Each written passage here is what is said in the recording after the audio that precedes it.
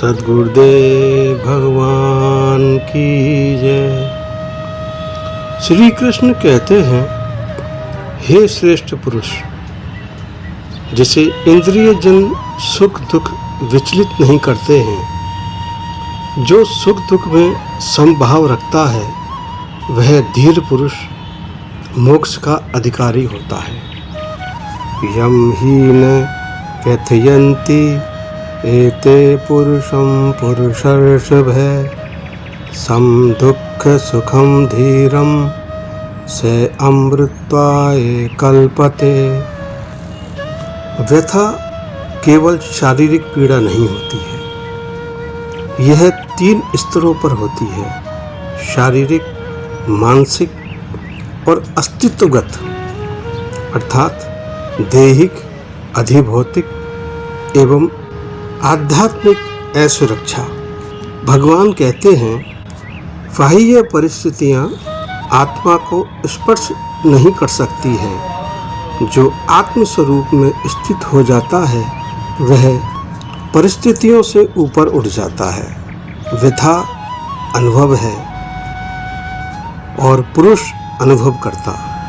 सिद्धांत के अनुसार अनुभव बदलता है, अनुभव करता नहीं। सुख दुख इंद्रिय संयोग जन्य है, काल और परिस्थिति पर आधारित है तथा मन की प्रतिक्रिया से निर्मित है। इनकी सत्ता व्यवहारिक है। द्वंद्व का अस्तित्व सापेक्ष है और आत्मा का अस्तित्व निरपेक्ष है। अतः जो इन द्वंद्वों से विचलित नहीं होता है, वह मोक्ष का अधिकारी है। जो सुख में उन्मत्त नहीं होता और दुख में टूटता नहीं, दोनों को समान दृष्टि से देखता है, यह निष्क्रियता नहीं, यह आंतरिक स्थिरता है।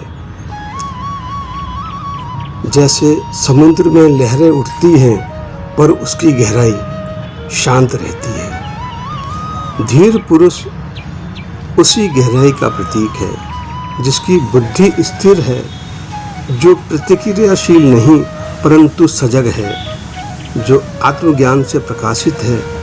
वह व्यक्ति स्वयं को शरीर मन से पृथक जानता है।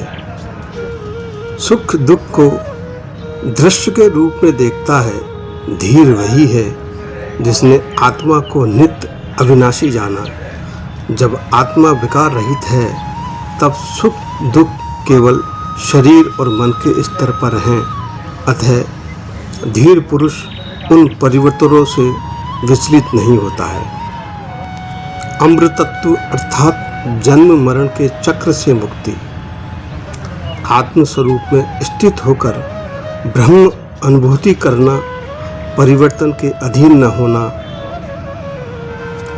कारण कार्य बंधन से मुक्त होना और कलातीत सत्ता में स्थित होना। जब आत्मा अपने स्वरूप को पहचानती है, तब समस्त द्वंद्व मिथ्या प्रतीत होते हैं। जैसे स्वप्न में दुख वास्तविक लगता है, परंतु जागरण पर उसका अस्तित्व समाप्त हो जाता है। लेकिन ये अनुभव तभी होते हैं जब मैं शरीर हूँ की मान्यता हो और मैं साक्षी का अनुभव स्थिर हो।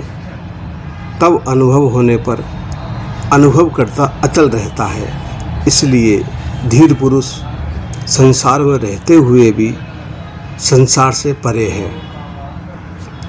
न असत विद्यते भावे न अभावे विद्यते सते उभयो अपि दृष्टे अंत है तू अनियो तत्व दर्शवी।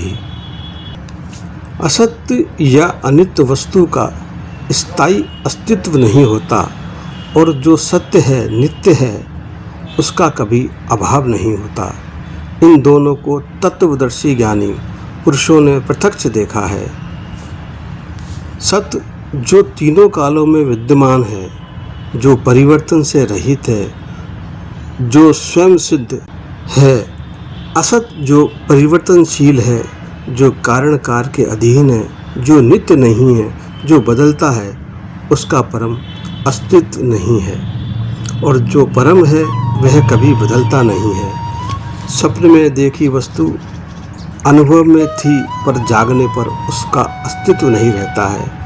सत्य न उत्पन्न होता है, ना ही नष्ट होता है, परंतु असत्य न उत्पन्न होकर भी स्थायी बन जाता है। ब्रह्म सत्य, जगन मिथ्या, न पूर्ण सत्य न पूर्ण असत्य, पर आश्रित सत्ता है। रस्सी में सर्प का भ्रम, दर्पण में प्रतिबिंब दिखता है, पर स्वतंत्र अधिकार नहीं रखता है। लेकिन तत्वदर्शी दोनों सीमा को देखता है। जगत की सीमा जो परिवर्तनशील है, आत्मा की सीमा जो असीमित है। मोक्ष किसी नई वस्तु की प्राप्ति नहीं है, केवल असत्य से असंग होने की प्रक्रिया है। जो सत्य को जान लेता है वह शोक से परे हो जाता है, क्योंकि सत्य कभी नष्ट नहीं होता है। शेष अगले भाग में। जय श्री कृष्ण।